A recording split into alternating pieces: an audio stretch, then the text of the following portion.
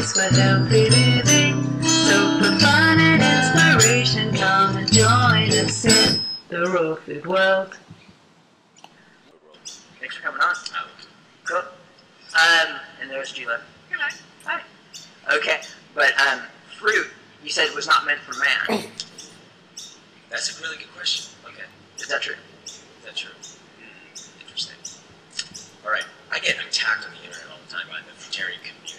And there's certain writers of certain fruits that like to say terrible things about me. And so, you know, I'm a little sensitive around the fruitarian issue because I started in my raw food journey years ago as a fruitarian. So I have a lot of experience eating fruit.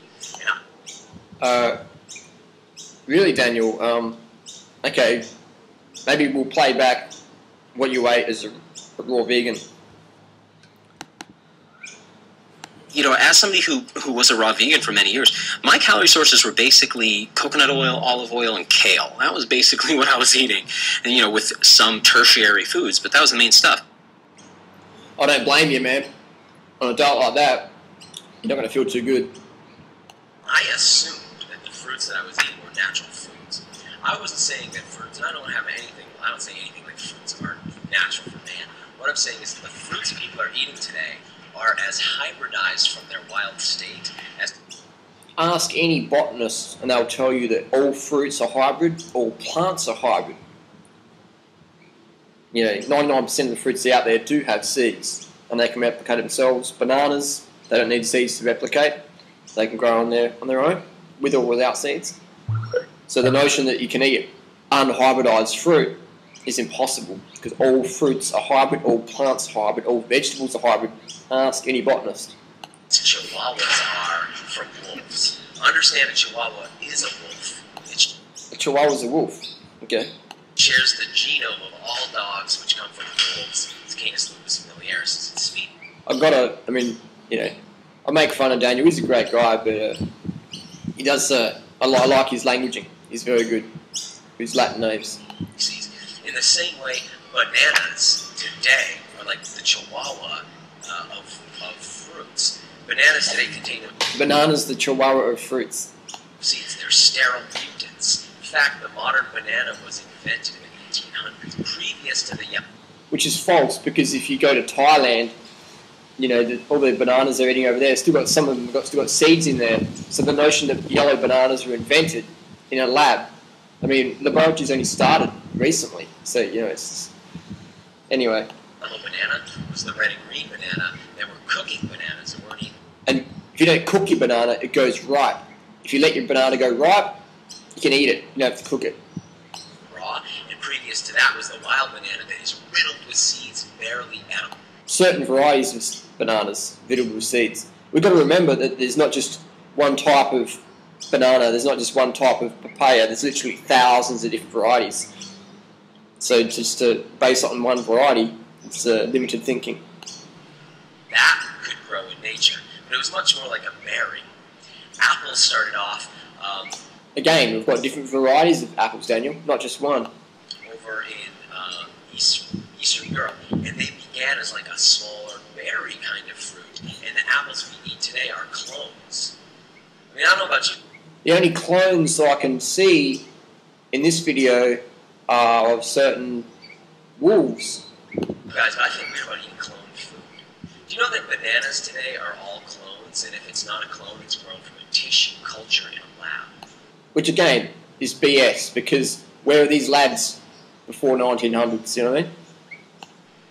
You can't go buy a yellow banana today that was grown from seed because they have no seed. Yes, you can. I was in Thailand last year. I've been actually going to Thailand every year for the last 5 years. And you can get bananas over there that are yellow, that are sugary, and they have seeds in them, and they'll grow from seed, or they'll grow from the little sucker. They're unnatural foods. And if you really are what you eat, if you eat sterile hybrids, then, well...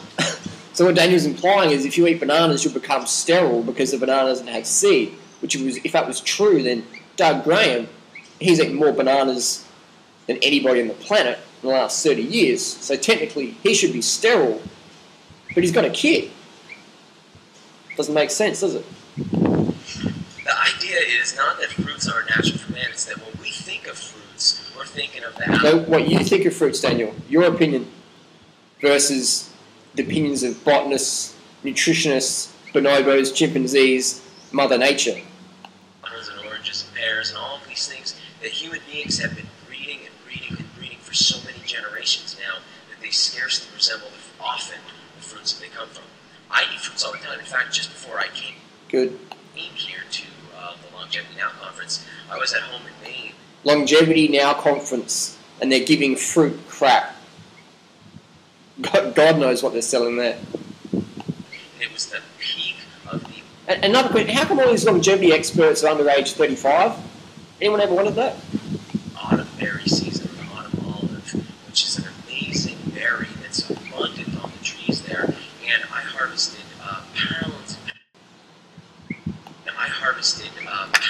and pounds of that. I'm going to eat that. That's a wild food.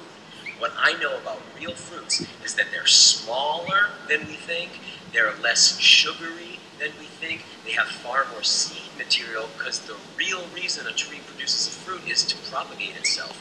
Again, Daniel, it's your opinion, but if you go into the Amazon, you look at the fruits called the uxie and amari, both very high calorie, high sugar fruits.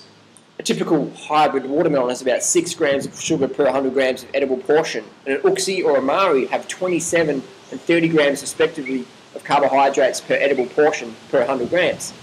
So 6 grams versus 30 grams, and you're saying that in nature, fruits weren't that sweet, but the uxie and amari have never been cultivated. These are native to the Amazon. So again, it's, let's judge by results, not by theory. Sweet fruits do exist in nature. In Australia, we have the bush raisin, the bush sultana, which has almost as much carbohydrate content as dates, when it's in its dried form. Again, hasn't been cultivated, thousands and thousands of years old. So the notion that sweet fruits didn't occur in nature, and they didn't occur, they didn't occur in bountiful proportions is, again, judging by theory versus results. Feeding us is secondary. Fruits are for man, but supermarket fruits are freaky mutations. And again, if you put someone with cancer or heart disease, you put them on a fruit-based diet, their symptoms are going to improve or perhaps be cured in certain instances. And these are all supermarket fruits. So you put someone on, how many cardiologists are out there who are saying, eat meat to unblock your arteries? They're all prescribing a high carbohydrate, low fat, vegan or raw vegan diet. There's no one out there saying eat more fat to clear your arteries up.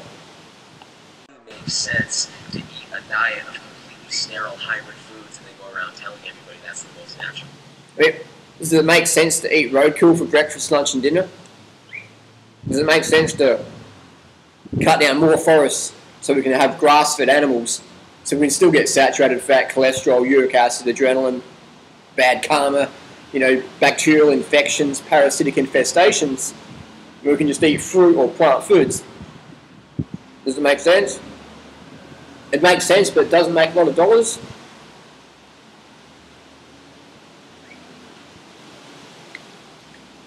How many clinical studies show that low carbohydrate, high fat diets that people like Daniel are promoting reverse diabetes? This is a good book to read. People say you don't get enough protein if you don't eat whatever, if you don't eat dog food.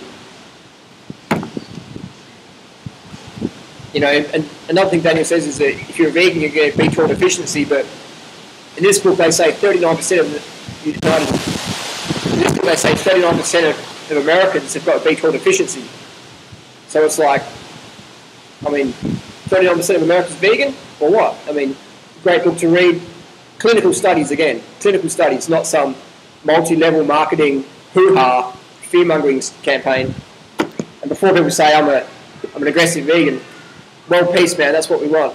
World peace diet. So I'll speak up, I've seen people die, become obese, drug addicted, chronically fatigued from following these high-fat, low-carb diets that are based on, eating whatever and consuming magic mushrooms. I'm against it. Let's continue. Diet for us. That's just crazy. It's actually completely unnatural. So I believe fruits are fantastic, but I like to focus on things like wild berry and autumn berry and the fruits that are the most natural. And if I'm going to eat hybrid fruits, I try to eat fruits with seeds in them that could actually propagate themselves. human beings are becoming sterile really quickly. We are we. Yeah, we get attacked in the fruitarian community also, pretty big time. Relax, Matt. It's just a debate, mate. And we were hanging out in Ecuador. We went on a big hike, and we hit a banana tree. We took a banana. These were like, it was just inundated with black, hard seeds. Yeah, it was like hard. They were huge seeds. You know what I mean? Yeah, it wasn't sweet. Yeah. Yes. Yeah. Right. Grace is exactly what I'm talking about. Right. Again, that was a variety of banana. Not all bananas are sweet.